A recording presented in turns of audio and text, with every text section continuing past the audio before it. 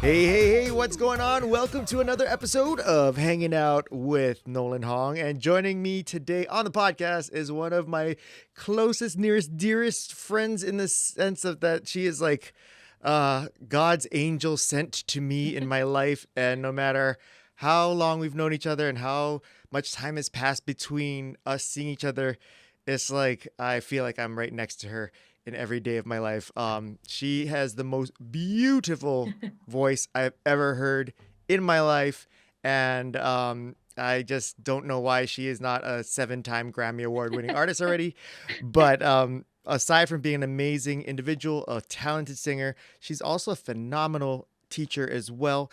And in fact, she just opened up her new nonprofit organization, Ho'ola Music and Cultural Arts, where they are going to be bringing music to the communities and to children and people. And I'm super excited to learn all about it. She just started it. So we're going to talk about that. We're also going to catch up because it's been a little while since we talked to each other. But ladies and gentlemen, please welcome Miss Kauʻi Mead. Hey, Kauʻi! Hello. I actually have this little sound effect thing that makes applause, and I forgot to hit it. And so usually I do that and it goes, yay. But I forgot to hit the button. So I hope that Jamie has it on her end so that she can add it in. So listeners, if you don't hear any applause, it's because it's my fault. But if you hear applause, thank Jamie because she added it afterwards. Thanks, Jamie. You're so awesome.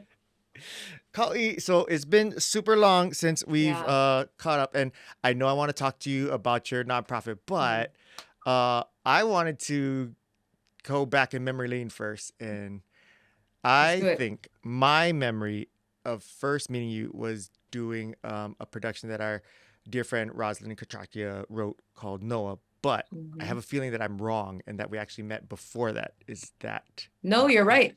Oh, You're for right. real? Okay. Yeah. Because Yeah. it felt like when we're doing this production of Noah, that I felt like we were like super tight. So I was like, that must mean we maybe were friends before that, and then we got to do the show together. But no. No, I think in the Ohia circle, maybe Mhm. we may have heard of each other before, but no, I didn't. I had never met you before then. We were Oh, super okay. tight just because we're awesome. And also in the play we were married, which Yes. for the Yeah. for the longest time I keep forgetting because like Kaui's role was she was the wife of my character, but her role was like so much more important, and so she's No. always by herself singing these amazing ballads, and then I'm like this silly character that's always angry and yelling at his brothers, and it's like I don't think we ever, aside from like one scene, we're actually on stage together, but for the whole show, even though we were married, we never see each other together Which on stage, right? I feel like the last scene was probably the scene that we were together. Yeah, Or that's and the right. first scene Yeah, and the last scene. That was it. yeah. But everything else I So was kind of weird. just off by myself. It did feel weird. Oh man. And I remember too, like just thinking because I knew that you prior to doing the show were part of like the Ohia performing circles and stuff like that. So I had just assumed that you'd been doing all these different plays and stuff. But I Oh, remember like you saying like you didn't act and everything like that, right? Was this never. your first acting role? No. So I did Godspell with Oh. Roz a few years before that. And that was Mhm. my first acting role. I think this was like the third show that I'd ever done. Yeah. Only because I trusted Roz so much that Right. I would follow her to the ends of the earth with whatever she did. So anything that she produced, I was like, yep, just me. How about me? Yeah. So Yeah. yeah. So, but singing was always your passion and your strength and stuff. So, as long as there was singing in the production, you'd be willing to tap your toes into the acting side of Yeah, things too, right? Yeah. for sure. So I was a performing arts major in college. I went to UH and I got my Okay. degree and my bachelor's of arts in music. And I always loved musical theater, but I was Hmm. super shy. I Right. just was very confident in my voice. The acting stuff was just like, I'm not sure.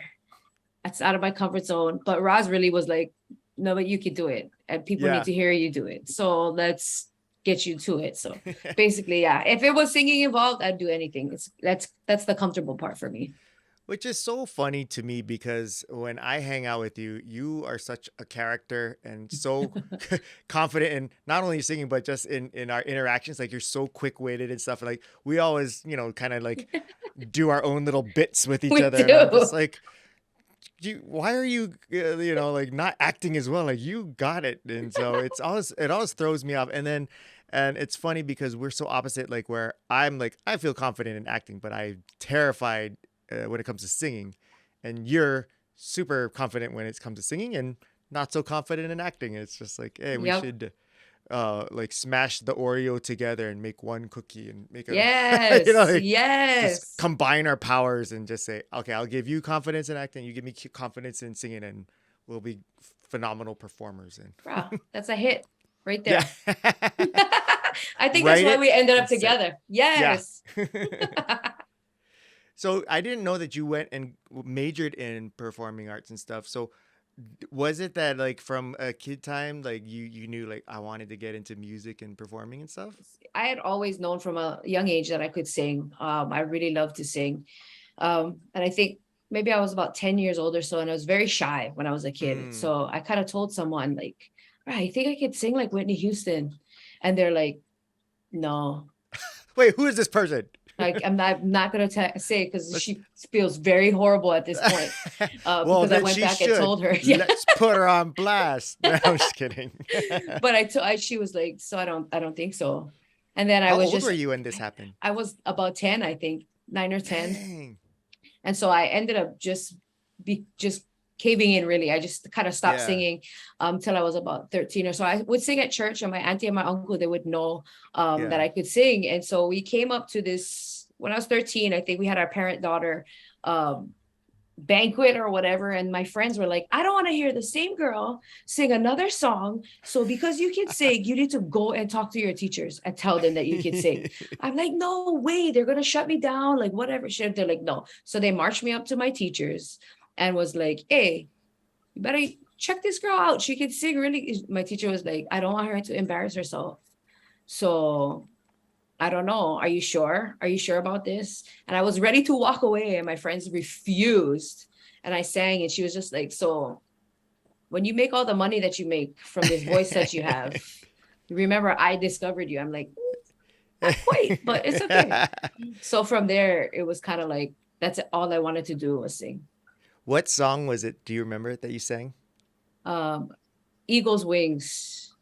It was for school. It Is was a that gospel that hymnal song. that and he will raise you up No, on oh, it's a gospel song. Denise how's it Williams go? actually sang it. You How does got it to go? mount up on wings like the eagles. That's a yeah, Wow. it's pretty Holy awesome. smokes. I just wanted to hear you sing, so Yeah, that tricker. yeah. Oh wow. So how did your friend, so you were what, 13? So Yeah. how your other friends were probably what, around same age, 13, Yep. that Mhm. were, how did they know that you could sing if you had kind of just been like, this dream smasher that I talked to who will remain nameless, like killed all your dreams? So I would just unconsciously Um, sing mm, around, and I think they would catch me every now and again, just kind of singing out loud to myself, because it was uh, just unconscious. I would just do it because it's yeah, in me. it's in, Um, yeah. and so they were just like, oh, they would back off until I was comfortable enough. So they knew they were just hiding, So waiting to when, catch me. so as you, after that initial moment, what were your kind of plans as to how you were going to move forward? Like, was it that you wanted to then go and try and become Whitney Houston, or was it that you wanted to go to school so that you could teach, or like what kind of path did you envision for yourself? So I thought I was going to perform. Mm-hmm. And I really wanted to go to college to learn um, how my voice worked. Like, because my Uh, voice was, believe it or not, extremely small. It was so huh. small that people were just like, I can't, what was that? Like, can you use the microphone? I can't hear you from way back here. It's not happening. And so I kind of wanted to understand what it would take for me to be able to grow my vocal Mm-hmm. cords, my vocal technique, whatever that was. And then I wanted to see what would happen from there. I always loved singing gospel music, leading worship at the church. I knew that I sort of wanted to do that. And when I was 18 or so, I became a teacher at church. And which I was not expecting at all. I was kind of like, I don't really know. I don't know what I'm doing as a teacher. I'm not really sure. But somebody told me the Lord has a calling on your life as a teacher. I'm like, actually, I think it's performing that's the calling. But I went through school and I did performing arts. We did all kinds of opera stuff and musical theater stuff. And all my friends were leaving. And I knew that I wanted to, at that time, because I had ended up in Hawaiian language and just being around in my culture. And I had knew that I wanted to make a difference in my community after going through school. So while my friends were going to get ready to travel and go to New York or California or whatever it was, I was like, I feel like I got to make a difference here. Like, I feel like there's so many kids here that could use something like this, and Hawaii could use me, however it may be. So I decided, because I was more comfortable, to get into teaching. Wow. Yeah. That's amazing, because especially feeling like it shows just how much you are willing to give of yourself for the betterment of others, like knowing that it's something bigger than you. And I think that's what it makes me love you, but I'm also like, gosh darn it, why can't you be more selfish? And like, I keep, to this day, I still keep going like, well, she still could, like become Whitney Houston. Like, you could be this huge recording artist. Like, it doesn't matter what age you are, like, but at the same time, in hearing about, what you're doing now with your new foundation and your new organization, it's just like, oh, okay. Yes, I could see how this makes sense and why we as a community need it, and why you need to be here to do that. So I had a really awesome mentor. My Auntie Mikala and my pastor, they were really awesome mentors to me. My parents were struggling when I grew up, and I didn't really know where to turn. And she kind of was like, so let me give you the tools that you need to be a good human, to contribute to your society, to know who you are as a woman of God, a woman of faith, to know who you are and to know where your source is. And so because of that, that was kind of like, so this is what I have to do for the rest of my life. Like, if she could do that for me, like I could definitely do that for whoever it may be. And whatever happens for me through that happens. It's cool. Yeah. So how have you seen that play out in your life, as far as getting through your experiences of teaching and mentoring others and stuff? What have you seen, has come out of it for you? I've seen people's hearts change, like from being so just unconfident. They just couldn't fathom even doing anything with their talent, to being like, just looking themselves in the mirror and being like, oh yeah, like I could do this, like potentially, like I could sing out loud for others to hear me and be good at it, because you're giving me the tools, but you're also saying, hey, you're awesome. Like, you can make a mistake, you can fail, you can take a step back, but then you can take a step forward back into that, brush yourself off and get up there again. So through that, like it's been incredible for me to see people to come back around and be like, so you inspired me. You inspired me to worship the Lord. You inspired me to take a step and sing at this contest. Like, you inspired me to do something. And I'm like, whoa, that's my job, like that's my heart's desire, is for that to happen and for them to be confident enough to go and do that for somebody else. And could you explain to those, because there's people that, would just hear this and be like, oh, it's nice that you could, teach someone to sing, and that's like a nice little fun hobby or something, but how much it means to them, and as far as their personal lives, personality, confidence, and all that stuff like that. Like, how important and impactful has music and the teaching of music been in your experience of seeing what has transformed in your students, and how it has translated into them learning those tools of how to be a good person and how to be contributors to society and all that stuff? Like, how can you explain what, music really can mean to a person? That's a good question. So I'll give you an example. I worked with at-risk youth in Nanakuli, and these kids, people pretty much give up on. Like, they're at risk of not graduating. of not getting out of high school, of failing at whatever. Their families have given up on them. It just, for whatever it may be, people are giving up on them. And then you teach them. So I teach Hawaiian music through Hawaiian culture and values, but music is the focus. So we take these values like aloha, and we teach them music that teaches them the value of aloha. And it seeps into their soul. And then they start thinking of, hey, like this value of aloha, I could show it because I'm living it right now. Like somebody's showing it to me. And through this music, these songs, it comes alive. Like it's a reinforcement of what I'm learning by somebody's acting it out. So I'm learning it, I'm singing it, and then I'm actually walking it out. Like they start to treat each other better, their classmates better, their teachers are being more respectful. And then lo and behold, they're graduating in May. Wow. And they're like, I could do something with my life. Like, I didn't know what I wanted to do when I came in, but I kind of have an idea. Like maybe I could go to trade school. Maybe I could go into the service. Maybe I can, be a welder. You know what I mean? Just by teaching them simple values through music that they can walk out, it changes them completely. What from that point of view, what is it about music that helps them learn those type of values versus like what someone would assume, like, oh, you're going to put them in a classroom and teach them the values on the lecture board or whatever, Right. like, Yeah. what is it about music that makes it something that they can ingest that kind of lesson? I think it puts people at ease. Like it gives you a sense of peace.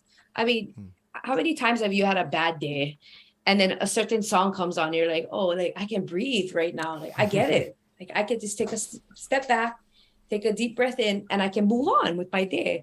And I kind of think, especially here in Hawaii, like we learn through arts, we learn through culture, we learn through music, hands-on activities, hands-on things that can teach us how to act things out. But I think music just gives them a sense of identity and peace. And just being able to hear it in that way, go into your spirit so that you can walk it out, if that makes sense.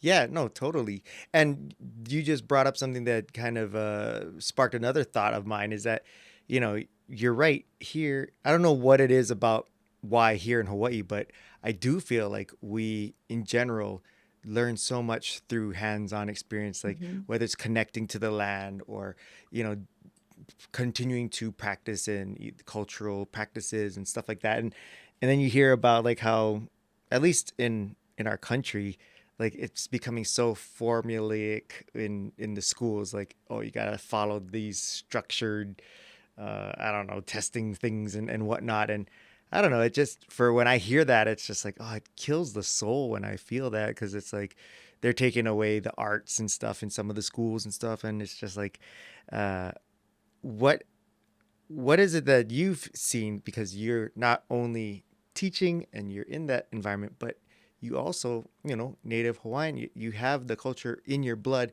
What is it about being able to be hands-on and actually learn through activities and through things like singing and, stuff like that? What is this value of how that works? Like, how does that work that people might not understand when they think, oh, but they're not in the classroom, they're not reading the books, or they're not writing in, on the paper? Like, that's not learning if they're not doing that.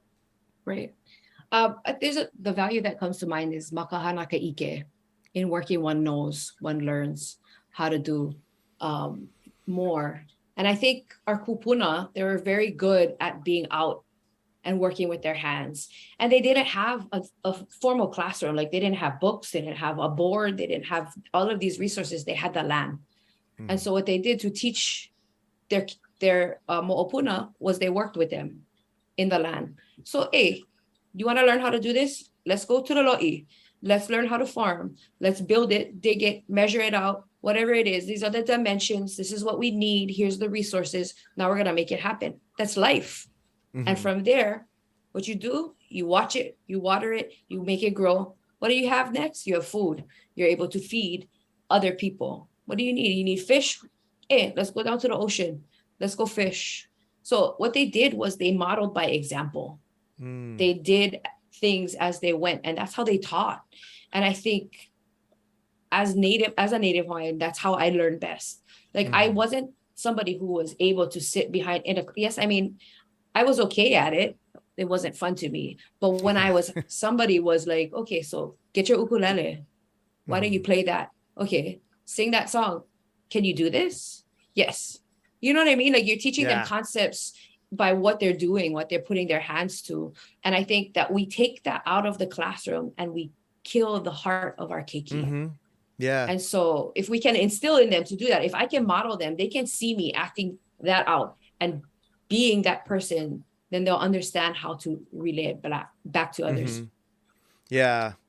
No, it's the example you gave of how one lesson leads to the next, It's like, oh, my brain gets like, it's like firing neutrons. It's like, oh, okay, there's purpose. Like I see the cycle of how one relates to the next versus when I think of what I was doing in the classroom. It's like, I always kept going like, why am I learning this? What is this for? Like there's no connection to my soul or my real life. It just didn't feel, I didn't feel inspired by it. Exactly. And just to see the fact that they learn a concept and they're like, oh, I didn't know that I could do that. I'm like, so that's math. Like, you just built that box. Like that's math. It's not traditional. Yeah. But it is what it is. Are you going to be able to take that and apply it later down the line? Maybe build a house. It's possible, right? Yeah. Because now you learn the concepts of it. I think we remove it and we lose them. And that's why we're losing so many of them. And it hurts me. But, so is this where the idea for your new program and your nonprofit came up with? Or maybe instead of me leading it like that, how did you come up with this idea? Where did this come from? So I think, so I started it in 2016, which nobody knows because it was kind of just a whirlwind. I was working at UH. I'd actually taken a step out of teaching in the classroom traditionally. I wanted to do outreach to see how I could be in the community a little bit more. But instead of being in the community, I kind of ended up stuck behind my desk. Interesting. And I'm sitting behind my desk and I'm like, so like, I'm not making a difference. Like this is ridiculous. Like I'm getting paid to sit behind my desk and answer phones. Like, yeah, it's easy. Yeah, I could do it. But how am I changing a life? I'm not. And so I just started to pray and I was just like, okay, Lord, like, what do you want from me? Like, what can I do? How can I be of some assistance to somebody else? Like, this isn't what you made me for. And as I was praying, it was just like, okay, so you can sing and you love the culture and you love the keiki. So how can we put that to use? And I just started to write a curriculum formulated around 6 Hawaiian values. It was aloha, malama, kuleana, kaya ulu, which is community, kako, which is all of us together. And I think the last one's ohana. And just write out activities, lesson plans of what we could do and the curriculum that we could use. And I was like, okay, I think we could do this. Like this could actually change somebody. And somebody said, why don't we start a nonprofit? I'm like, yeah, why don't we start a nonprofit? So easy. So my dad, of course, was like, so I know somebody who just helped somebody start a nonprofit. And it's simple. And I'm like, oh, simple it's relative when you say simple. It did that year. It took like 3 months and it's unheard of. It usually could take up to a year, 2 years to even get your stuff processed through. But it took me 3 months and I had my nonprofit status like at that time. Wow. And I didn't quite know what I was gonna do with it. I didn't quite understand what I was taking on. I didn't know. And then I got hired in Nanakuli at the Boys and Girls Club. And they're like, so let me give you your first opportunity. Let's create a music program. But I also want you to bring your curriculum down. And I want you to implement it and see what it does for these kids. And I'm like, sweet, let's make it happen. But that's kind of how I started my nonprofit. I was sitting behind a desk and I got really, really tired of doing nothing because people go to work every day and collect a paycheck and do nothing. Yeah. Like they don't change on the inside for themselves and they don't change the community around it. Yet they complain about the state of where we're at and they don't want to make a difference. And I'm like, so that's not going to be me today. ever. Mm-hmm. So that's what happened. Which is wonderful because when when we first started to get to know each other, all I could think of was how you always would complain about everything. And I'm just kidding. As your wife in the show. No, I'm kidding. We always kind of give each other a hard time. So Yep. Big for those time. listening, I'm like, why is he so mean to her? Well, just listen. It'll come That's- out. She'll, she'll show you her true colors. Listen, that's tough love. I've learned to accept it. But so the cool part about this is that you got like not the Boys and Girls Club had that faith in you to let them be kind of the grounds for your program of like, okay, let's not to say tested, but let's put it to work rather. Which that's usually like the hardest first step for a starting nonprofit is, okay, we're here, but anybody want to, Right. come Yeah. in? Yeah. Right. Yeah. So actually I had partnered with Eva Beach Community Development Org, or Forever Pono. My friend Christiane Bolosan Yi, kind of like, she sat down with me one day and she's like, so how do you want to change the world? Like, these are kind of friends I have, like you know what I mean? Like, Holy smokes, how are we yeah. going to make a difference? She goes, so how are you going to change the world, Kauʻi? And I'm like, that's a great question. And I then end up telling her my idea of teaching kids through music. And so she helped me lay the groundwork of the curriculum that I did. Because she's like, so I have a nonprofit, we have a space, whatever it is you want to teach, just come teach it. Dang. Because I think you've got what it takes, like, to help these kids. And our side, West Side, needs help. And I was like, sounds good. So I came, and honestly, I didn't know what I was doing at the time. I was like, let me just teach some chords, teach some Hawaiian songs. So I really didn't have everything packaged all together until I was completely bored out of my mind. And she was like, from the day one, she was like, so I think you could do this full time. I think this is something that you could do. And then I finally got myself together, got my nonprofit status. And my friend, who is the clubhouse director at Nanakuli Boys and Girls Club, he came to sub for one of the classes that I was teaching at Forever Pono, because I went to Korea. And so I needed somebody to come. And I went to Korea, which was super cool. But he came to sub and he was like, oh, this is interesting. Like, I can't do it the way you can do it, but I think this could work. And so he went back and told his boss about it at the club, at Boys and Girls Club. And she was like, yeah, let's try it out. That's blind faith, really. Like, she didn't know. And I was very honored, because then she saw it and she's like, so let's go up and talk to this at-risk youth, the ʻAʻaliʻi program, and let's figure it out. Let's see what you can do. I'm like, okay, I'm game. Let's do it. And that changed my whole life. So what ages were these kids that you were working with? 7 years to, so Boys and Girls Club, Nanakuli Boys and Girls Club without the teens was 7 to 12, 7 years old to 12 years old, which was kind of the similar age group at Forever Pono. 7 to 9, 10 to 12, 13 and up. That's kind of how you break it up. And so at Boys and Girls Club, it was the same, 7 to 9, 10 through 12. And then we go to the teen center, which was 13 years and older. Gotcha. So the gamut, really. Yeah. And it's, you got to, I assume, got to kind of change your hat a little bit when you go between the ages, right? Because they process differently. They're at different kind of speeds, right? They do. I'm really thankful for the teaching experience that I had. Because when you get into music, you kind of have to teach from elementary through middle school if you're in a smaller setting. So I was fortunate enough to teach at Wa'alani Judd Nazarene, where I had pre-K through 8th grade. And so at that time, and they don't, it's not like in order. So they don't come pre-K. Yeah. It was like it bounced all over the place, depending on their schedule. So I learned really quickly, really early in my career to turn it on and off. Because the little ones need a lot more energy than the older ones. The older ones kind of need you to say, hey, what's up? How you guys doing?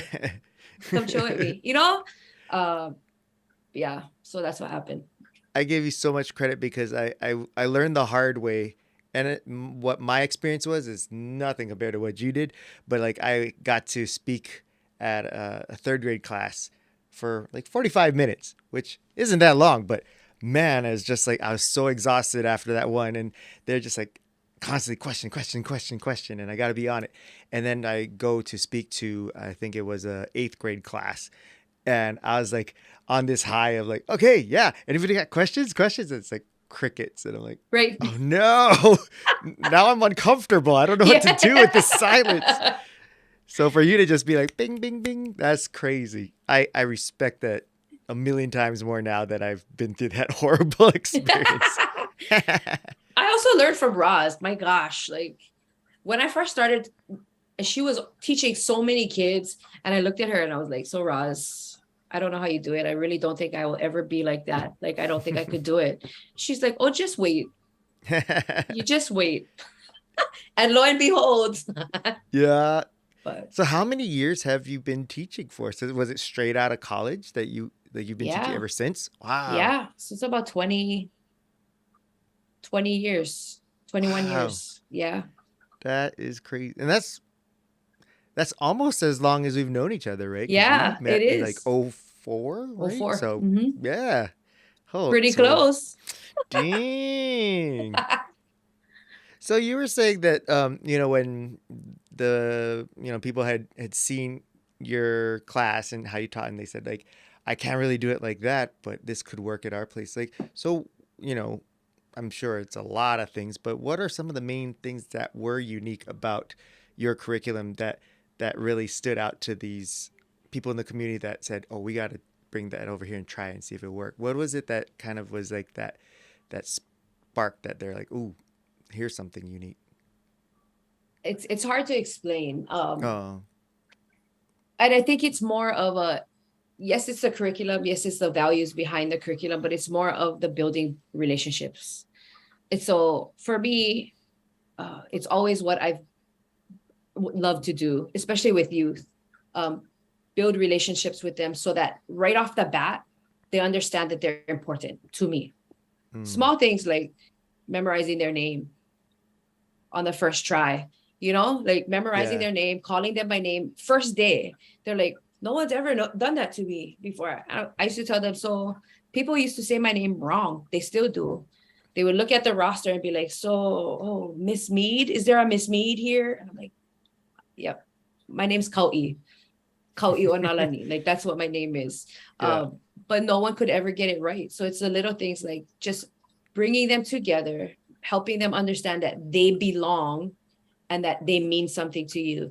Then teaching them the curriculum is extra. Like that's the goods.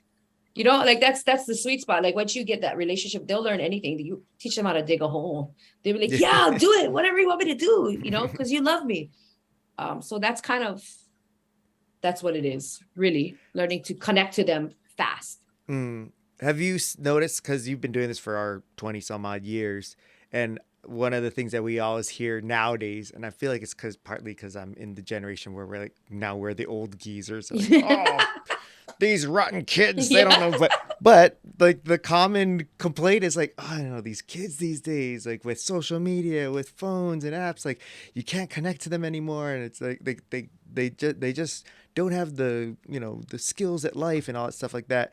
And so we always hear about like whether it's parents or teachers that are just like having difficulty connecting with the students or their children.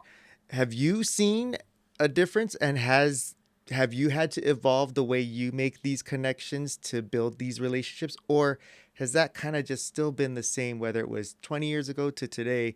Like children still function the same way of when you can build that relationship, and the way you build that relationship has still kind of remained the same for you in your experience, or have you had to adjust?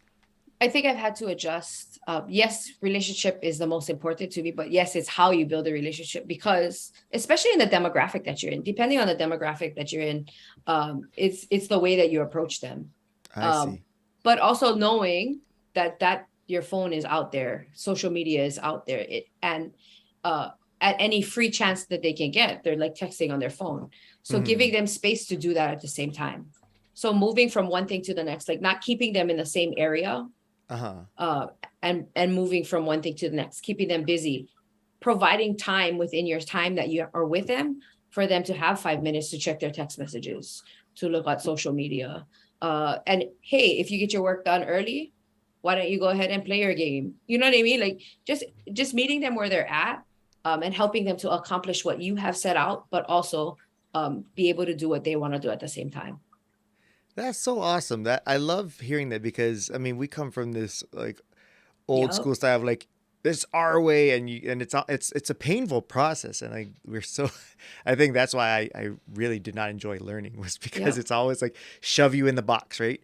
Whereas Yep. what you're saying makes total sense is like, hey, let's work around what works for them and don't totally just like because I can imagine that if I'm the type that I'm constantly do want to be on my phone and the longer you restrict me from it the more distracted I'll be because I'll just be concentrating on what I can't do Yep. versus what you're telling me to do. So hearing you say like, oh no, do this and we'll give you that. It's like a lot of give and take. And I can totally see how that builds the trust and the relationship too, Mm-hmm. right? Because it seems like they feel heard, they feel recognized, their needs Exactly. are And that's what it's valued, right? about. Yeah. Yeah, totally. I mean, how much more willing would you have been would you have been to learn math, like whatever it is, the hardest thing? How much more willing would you have been to learn if somebody said, okay, so here's your 10 minutes. Like Hmm. you learn this now, I'll give you 10 minutes of your own time Yeah. to do whatever you want to do right here in front of me, but go ahead and do it and then regroup with me again. Hmm. Like meet me, I'll meet you. And I always tell them respect is earned. Like you don't get my Hmm. respect unless you give me your respect. And the same, you don't have to give me your respect until you get mine. You know what I mean? Like Yeah. it's that give and take relationship, and it helps them to feel heard for sure. That's awesome. So as far as so you said you started your nonprofit 2016, Mm-hmm. but I've only heard about it like in the last month. Mm-hmm. So what changed? What has happened? Why am I hearing about it only now? And what is the next steps for your organization moving forward? So I recently got funding because I had a great idea to start a mobile initiative called Backyard Jams.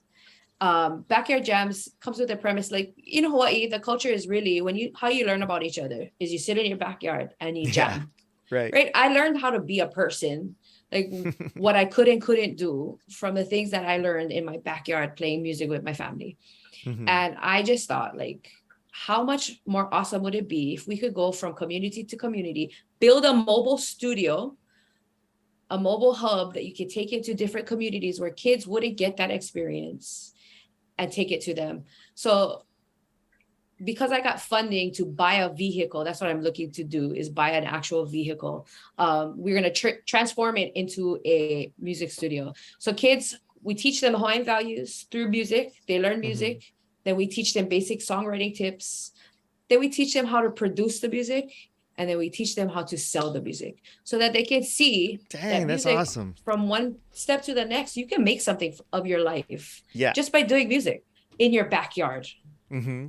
So I got funding at the beginning of the year to buy a 12 to 15 passenger bus, to remodel it and take it out to communities. And I don't have all the funding. Yeah. So I decided to start a GoFundMe, which I'm like, I have to ask people for help, Yeah. which is I hard. know it's so uncomfortable, but man, like there's so many people just wanting to help and give and not know what they can do. Mm-hmm. So when you can get past that discomfort and knowing that you're doing them a favor, Right. but that there are these people that just yearn for like, how can I help and do something that connects with me? And so Yeah. by just putting it out there, it's like you're doing them that service of letting them know, oh, there's something that resonates with me that I want to see happen. So Well, I figure, I'm glad you did I'm, that. I'm teaching these kids how to operate as a community. And if Yeah. I don't operate as that, I don't take that first step Yeah. and include myself in a community, what am I doing for them? Like I'm not even being a good example of living as a part of a community. So I was Yeah. like, oh, okay, well, yeah, it's a big step for me. I'm not somebody Yeah. who does all of that kind of stuff, but I took the leap. So how does what is the studio like for this mobile studio? What is it? Is it that the students are coming in to record in there, or is it a studio in the sense of it's the classroom, or both? Like Or how does it both. work? Yeah. So it's a little bit of both. We also have other programs that we're going to partner with. So we are basically packing up an after school enrichment program in a bus, Mm, taking it to a community, creating an outdoor space where hmm. the inside space would be the recording studio. That's where the music would happen. Outdoor space would be the other program areas. Whether we teach them how to play ukulele, we also have tutoring that's going to be built into that. So anybody who needs Mm, educational assistance will have that as well. But the inside will be the classroom, the studio just for music. yeah. And what ages would this be for? 7 to 17. Oh, dang. That's I want to awesome. reach, listen, I think everybody needs the opportunity. Whether it's breaking them up by days and Mm-hmm. age groups. I haven't figured all of those things out yet, but 7 to 17, my heart is really to get the 17-year-olds to want to mentor the next, so to Oh, come back that's and be awesome. mentors. Yeah. Yeah. I'm kind of seeing that in some other organizations and other things that I've seen. There is such a desire for that age group to want to just get involved immediately right after Mm-hmm. because they feel so connected with how they were able to find themselves that they just want to give that same kind of experience to those below them. And I feel like the younger students really look up to, Yeah. the teens, Yeah. and they can make such a close connection that maybe some of us adults, us old heads, can't quite make, right? No, yeah, and it gives them a sense of purpose. Especially for middle school kids, when they're in that awkward phase, like, oh, I'm not a high school student yet, but I'm really far Hmm. away from being an elementary school student. That's actually Yeah. my favorite age group, 7th, 8th grade. Interesting. My actual favorite age group of all times because they're still pure in some ways in their hearts, but they're fun. They're so much fun. Um, but you give them a sense of identity, a sense of belonging. Like they can look at other people and be like, I can teach you how to do that. And it Hmm. helps them want to grow. So It's so funny you say that because I was just having a conversation where I was thinking about, reminiscing about when I was in middle school. And during the time I was in middle school, I thought I was the funniest, smartest, like wittiest guy, and like just thought everything I was touching was gold. And now when I flash back and I remember with things I said and the attitude that I had, I'm like, what a annoying punk kid. Like, my gosh. I don't like me. But thankfully you like that kind of age. So I thank goodness do. for you. It's the challenge, I think, sometimes. Because then Yeah. like what you're doing is worth it when you can reach the kids that people think are Mm, unreachable, you know? yeah. Yeah, I feel that's I where it's feel at. like you're like our own Hawaii's version of Dangerous Minds. You remember that 90s movie? Yes, with Michelle You're our Pfeiffer. Michelle Pfeiffer. Yes, Yeah. I'm in it. I'm down for Yeah. that. Well, since you are that brings up a good point actually. Since you are in that community, and I feel like there's a lot of people that listen to this and stuff that don't have access to that community and see what's going on from, on the grounds there.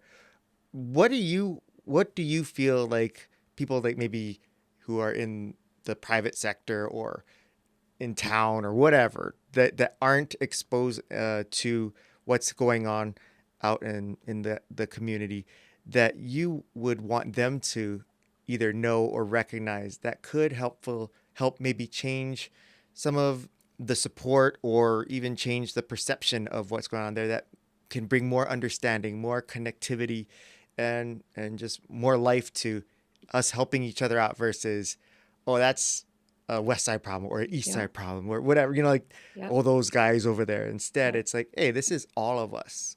What do you think would be a really good starting point that could help bring some more understanding and build some better relationships and That's a support good maybe? question. Stop stereotyping them wherever they're at. Hmm. If you, a lot of people misconceive um, what these people are about. Just in general, I think my first year at Nanakuli was in 2011. Without being with Boys and Girls Club, I worked at a program called Avid, and I went in there and I sat down and I talked to this one girl and I said, "So what are you doing? What's your struggle?" She's like, "Wow, my struggle is the teacher." And I'm like, "What was the teacher? He doesn't care about me. He just he makes me feel like nothing good comes out of Nanakuli. You know, like how everybody in town feels about us. Oh, Nothing wow. good comes out of Nanakuli." And I'm like, that's an absolute lie. But people don't know that because they don't take the time to travel there to sit. Yeah. It's honestly, if you go to the outskirts, you have some of the best people. Like they form these bonds and they all take care of each other. Like my brother is a police officer who was working in that community. He's like, they solve their own problems. Like they just say, "I'm gonna go get your tutu." A tutu comes out. You know, like Yeah. when I think about Hawaii and how much we learned from our neighbors back in the day, like we did everything together. That's what I think. That community or Hauula, North Shore side or Waimanalo side, like that's what I think. I think people they take care of each other. And then the farther you get out or you get into town, people are more like, "Oh, I could do this by myself. I don't need your help." You know what I mean? Like, and how I'm does from this Manoa. benefit me? Yeah, exactly. Like I'm from Manoa, you know, so I could be guilty of that as well. But I think what people need to do is just take that time to go out and sit with one person or go to the beach and sit at the beach and see the interactions of the day and how families interact with each other. It might make a huge difference to you just by seeing how people care about each other and what they don't have and what we have. You know, living in town, what we have so much. We have sidewalks that we can take a walk on. You know, like you go out to some of these country communities and they don't have sidewalks. Like they got to be careful just walking down the street. Right. So just take the time to go, observe, sit, talk. Yeah. That's it. It almost like seems like in its simplest description is look at everyone as people versus like, you know, like you said, like, oh, that out there, they're all like this. Like as if they're not humans and not individuals, right? They're important. I think that we could learn a lot by just respecting people for who they are. They're not going to be like me. That's as a teacher, I had to learn how to do that too, right? Because I get things done in a certain way, but my student isn't, my brother isn't, my sister isn't, my mom isn't. They're not going to do the things in the same way. I think that if we take the time to meet people where they're at in general on a day-to-day basis, even if we're standing in line at a store, just respecting them as the person that they are, how much better would the world be? I don't think people take the time to respect people because they're too much in a rush to get to the next thing. That their agenda is what's important. Well, to that point, what do you feel? Because I think sometimes people are misguided where they think that the reason why what may be coming off as them not respecting you and your opinions, but maybe more that they think they're doing something righteous or correct and they're helping you learn the right way or think the right way. So they're not necessarily purposely disrespecting or and not listening, but it might be misguided.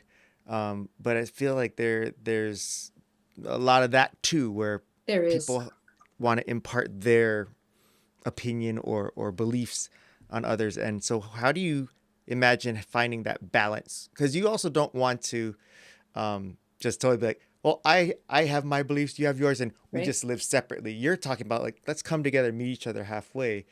And for some, I think they look at that as compromising their beliefs. If they're like, oh, if I'm going to accept you for that, that goes against my beliefs. So how do you imagine that bridge could be built?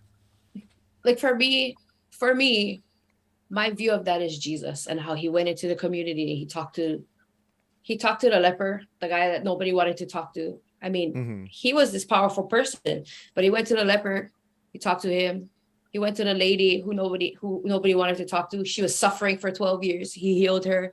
Like he went to the temple. Yes, he threw things over, but at the end of the day, he went back to them and he loved on them, even though they weren't at the same place as him. You know what I'm saying? Yeah. And so in my mind, if I could keep that at the first and foremost thing in my mind, like if I could go out and meet you where you're at, like and listen to what you have to say, even though I don't understand it. It's not who I am. It's not what I believe, but I'm telling you what I believe by the Mm-hmm. way I'm acting. You know, Yeah, yeah, yeah.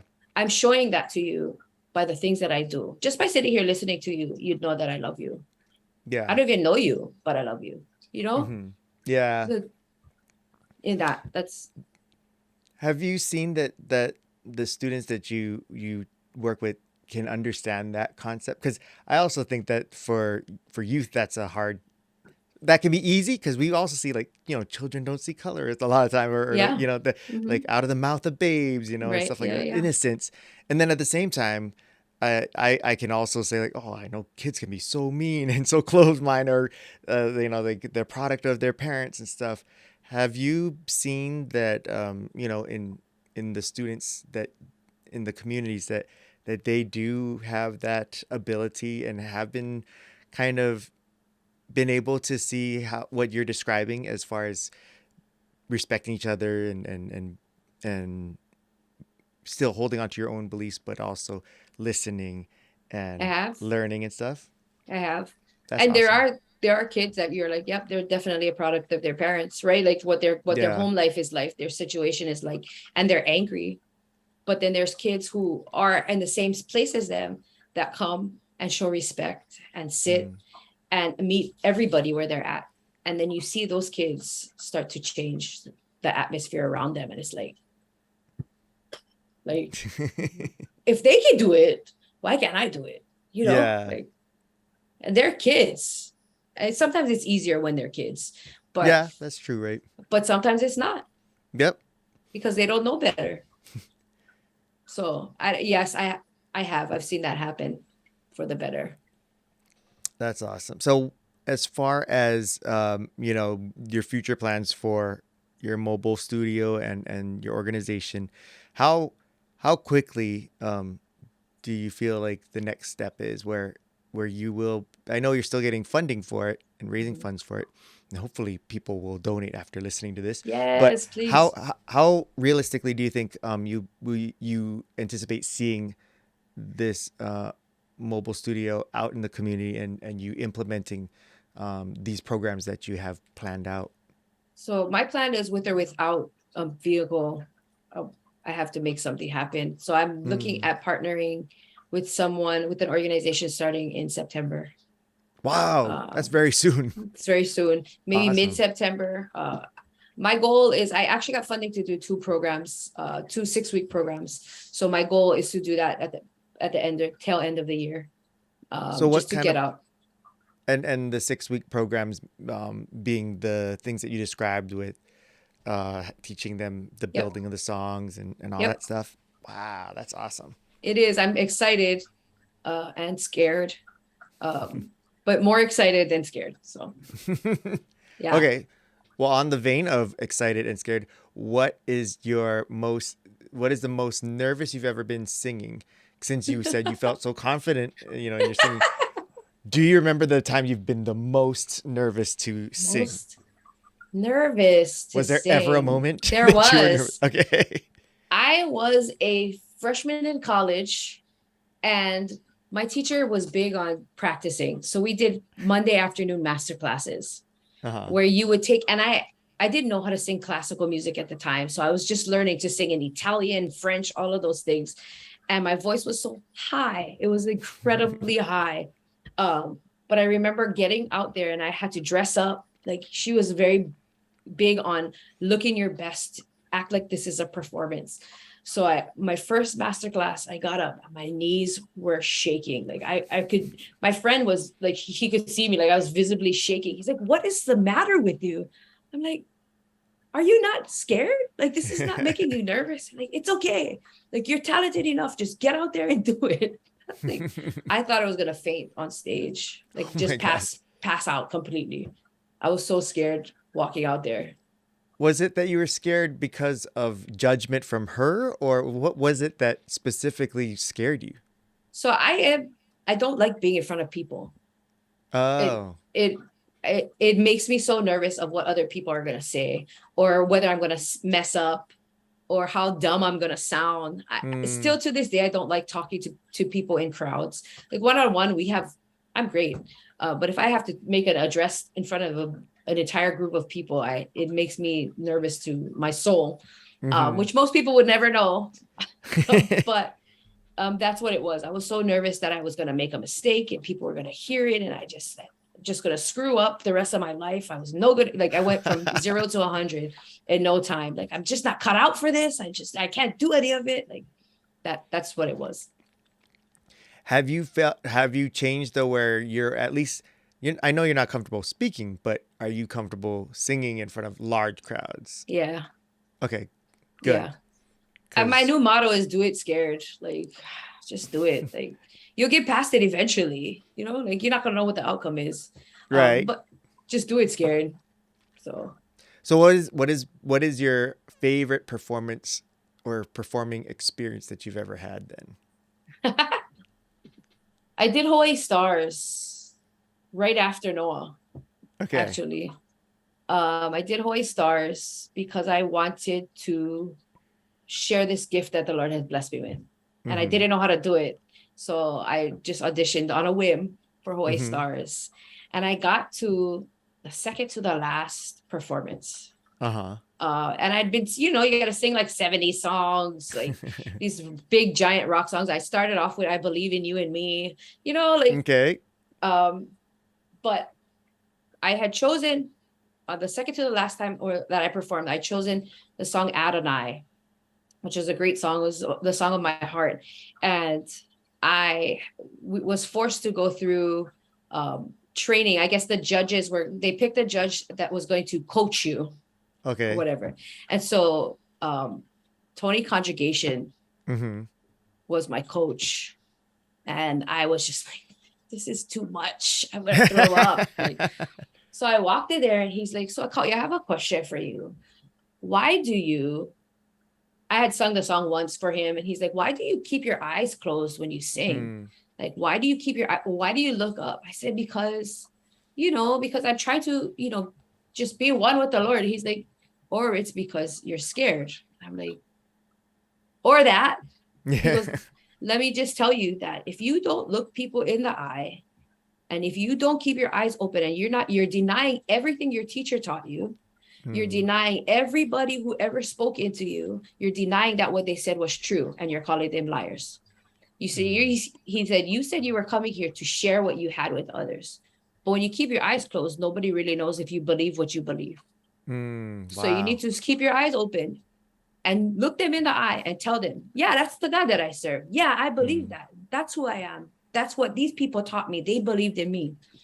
And so that night, I got up on stage and I was, again, almost as scared. Not quite, but almost. And I sang and I looked people in the eye and I just shared with them my heart in my songs. And by the end of the time I was crying, and I got all tense. And he said, Tony was like, that's what I was waiting for. That's what we were all waiting for you to believe in yourself enough to do that. And I was like, done. I'm just done. Then they eliminated you? They eliminated me. They eliminated me. Tony, what the heck, man? It was voters. The voters came in and voted. And I didn't win. But I knew at that time, that was the moment that I had come for. And I believed in my heart that I didn't need to go past that because I had gotten what I needed. Yeah. Yeah. So. Did you ever audition for like the national singing contest and stuff? Like whether it's I did. I actually went to America's Got Talent. When was that? I want to Recently? say, no, a long time ago. Probably like 2007. Wow, it was around back then? Dang. Yeah. Time flies for me. Yeah. Me too. I feel like they just started that show, but I'm pretty sure it's probably been out for it's been out for a while. But I didn't know, like, for me, it's like, okay, I'm just going to get up there and sing. Yeah. You're going to take me at my talent or you're not, but you have to tell a story. Oh. And just listen to me. That's all I need you to do. Yeah. Please. And they wanted me to tell a story and I didn't have a story to tell at the time. I did it. Man, you would have a great story now. Yeah. Yeah. but I didn't have one to tell. I mean, I did. I just didn't think I did. Yeah. But that's what happened. I went, and then I never went back. Did you even make it to, like, was it after you didn't have a story, they're like, okay, goodbye, and they send you home kind of thing? Or No, I think did the story part was a part of the application, and I sent it in, but you still get to Oh, go. Like, you still get to okay. go. And then I sang for them my Mm-hmm. 30 seconds of, I don't remember even what I sang, but Mm-hmm.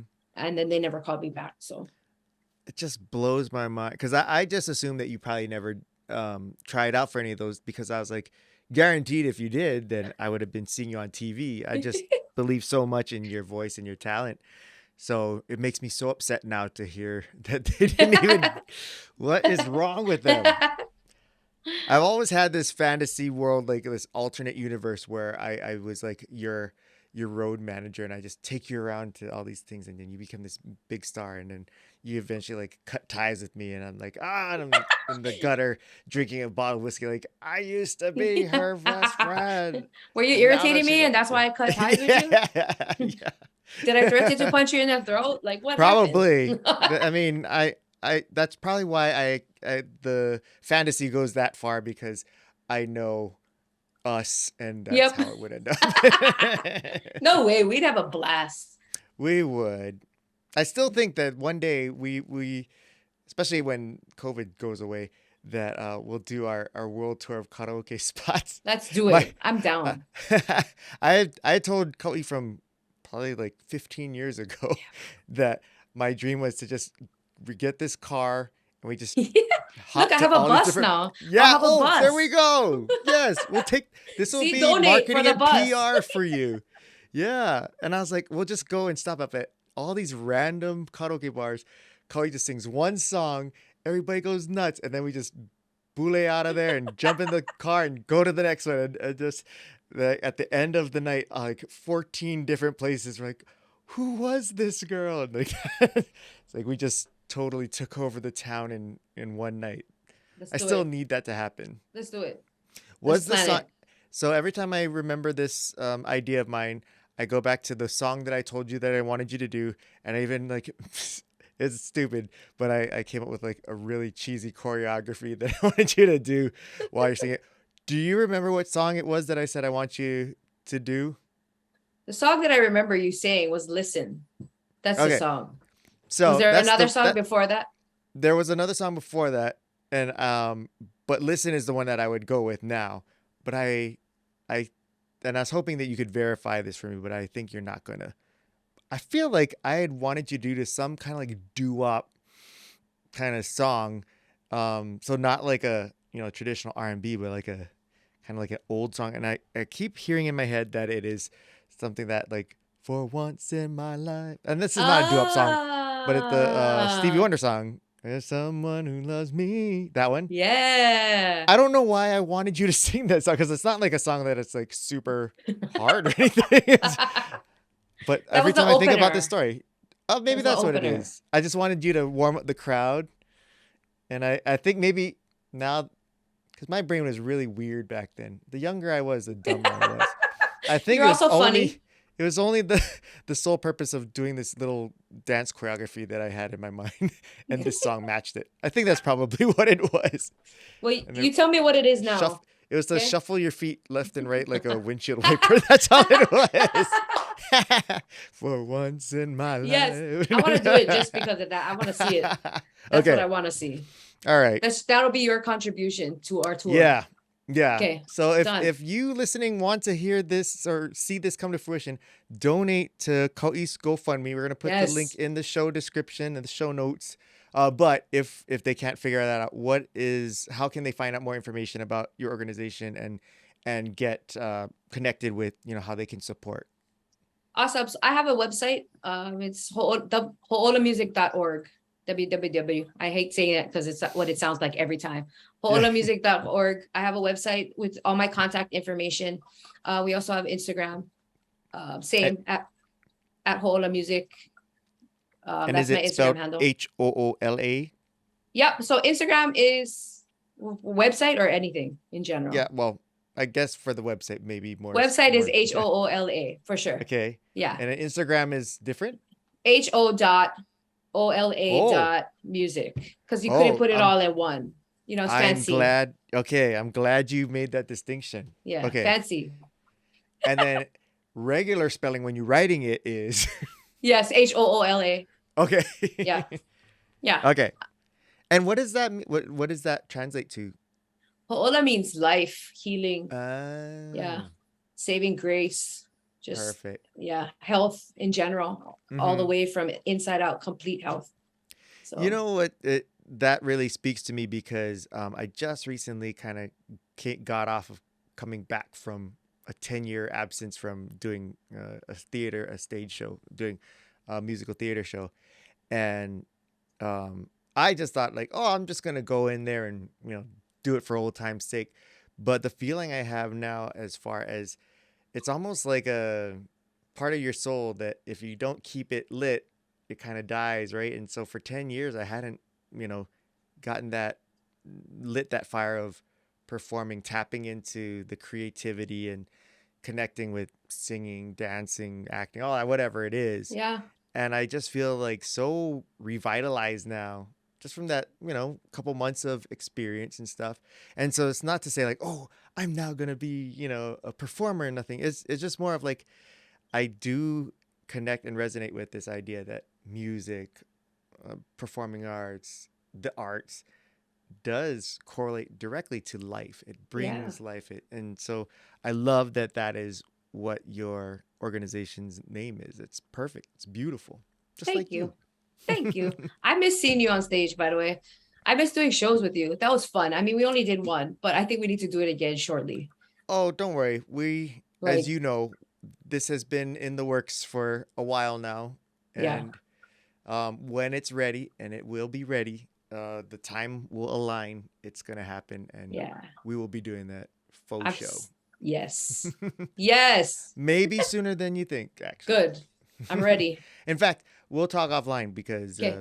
yeah, there's hopefully some really exciting things in the future. Maybe we can collab with your organization too. Yeah. Who knows? That'll be Yeah. fun. Okay. Well, I'm excited to talk with you without the benefit of recording, and so you all listening, sorry, but you guys gotta go. I'm gonna let Kauʻi and I jump off this recording and catch up. But Yeah. Kauʻi, thank you so much for doing this, and thank you so much for opening not only your heart to us and sharing with us what is in your heart, but also for what you've been doing for our communities and being that person who gave of yourself and knowing that yes, you had this gift and you could have taken it one of two ways. And it's so amazing that you took it to the way where you wanted to give it to others, to inspire others so that they could find their gifts and they can make a difference in the world. And that says so much about you. I think it's absolutely tragic that I'll never get to, see you on national. Well, not never. That I didn't get to see on national television. Being that I'm not saying that it's never, because I still think it's happening, but I also think it's absolutely amazing and so grateful that you have this heart of giving and love, and our community is so much better for having you be who you are. So thank Thank you you. for that. Thank you. Thanks for being awesome too. I appreciate you guys for listening. All Thanks, right. Nolan. We'll see you guys.